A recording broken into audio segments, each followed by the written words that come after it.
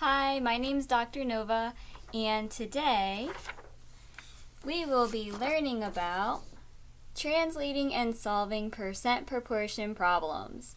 Yay! Alrighty, so if you are viewing this lesson, then at this point you should have some knowledge with regard to ratios, proportions, percentages, and solving proportions. If you have any questions about these topics though, I'd be happy to answer them and review the prerequisite topics with you. No questions? Alright, well, if there aren't any questions, then let's go ahead and get started. So these types of questions are going to ask you to translate and then also solve. So specifically, we're going to be discussing the percent proportion problems. You will be required to find the amount, the base, or maybe even the percent. So before we go ahead and get started working on some examples, let's go ahead and learn about some key words and then also the percent proportion equation just to help us out.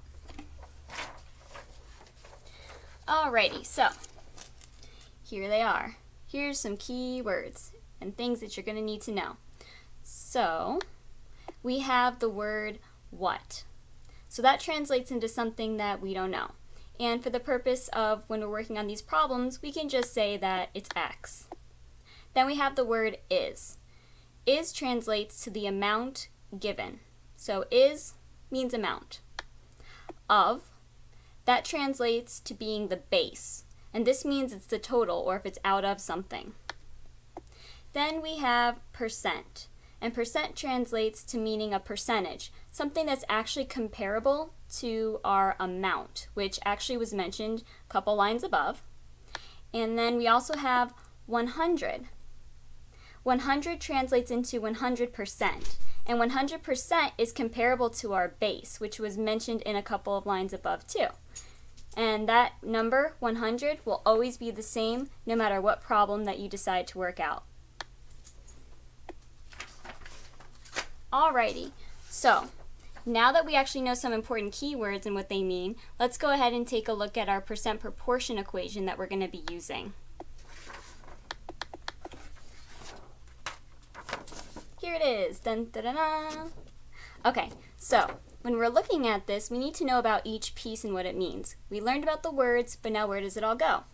Okay, so when we're looking at this, the amount is always in the numerator, and the base is always in the denominator, which is over here. Okay, and then on the other side of the equal sign, you have the percent. And the percent will always be in the numerator, which is up here. And then you have the 100 right there, and that is 100% is what that means. And that one's always going to be in the denominator.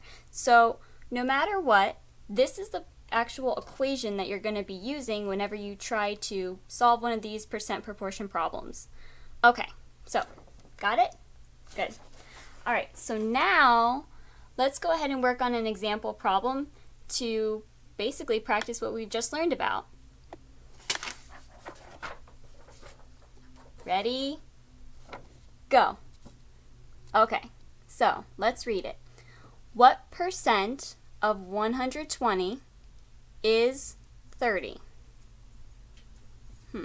Alright, well, let's break it down one part at a time so that we can set it up and solve it. We could actually do this in three easy steps. Step 1, fill in the blanks. Okay, so basically we're going to translate our problem and then fill in the blanks of our percent proportion equation so that we know what we're dealing with here.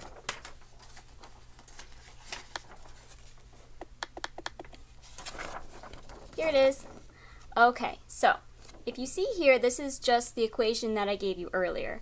Now this actually takes our problem and it breaks it up into pieces so that we can actually know what we're working with. So the first part is what percent. Now what percent is the actual question? It's asking us to find the percent, which is going to be our numerator, which is out of 100. So you see over here, the percent goes up here, 100's down here.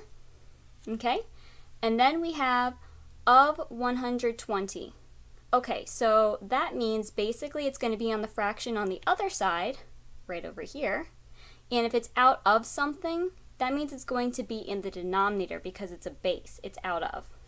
And then finally what we have is 30. And it says is 30. Is means amount. So the amount is going to go on top, which is your numerator. Okay? So good. Let's see. Did we all do it right? All right. Excellent work. Good. So it should look like this. Now, step 2. Let's cross multiply. So, if we're going to cross multiply, you just need to multiply the numbers that are directly diagonal to one another. So in this case, you're going to multiply 30 and 100 together, write your equal sign, and then you're going to also multiply 120 and x. See? So then, after you multiply your numbers together, you have 3,000 equals 120x. Okay? We're all together? All right, great. Another job well done. Almost done. So, last step. Let's actually solve for x. Okay. Seems like there's a lot to do, but not really. All right, so we have 3,000 equals 120x. So we got to solve for x, which means we need to isolate x to get it all by itself. We're going to do this by getting rid of what's actually in our way from having x all by itself. And currently, we see that we actually have 120 that's right next to the x. That means multiplication. So to get rid of it, we're going to need to divide by 120 on both sides. So we need to do it to both sides because we need to keep equivalency. So the 120 will actually cancel out with the 120.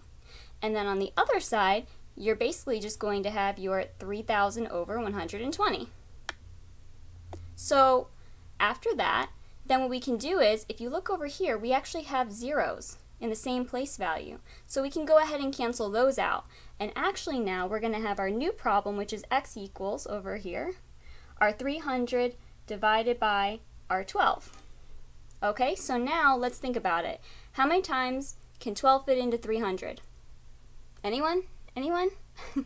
All right, it's 25 times. So therefore, x is going to equal 25. See? Okay, so you know what that means. That means our final answer is 25%.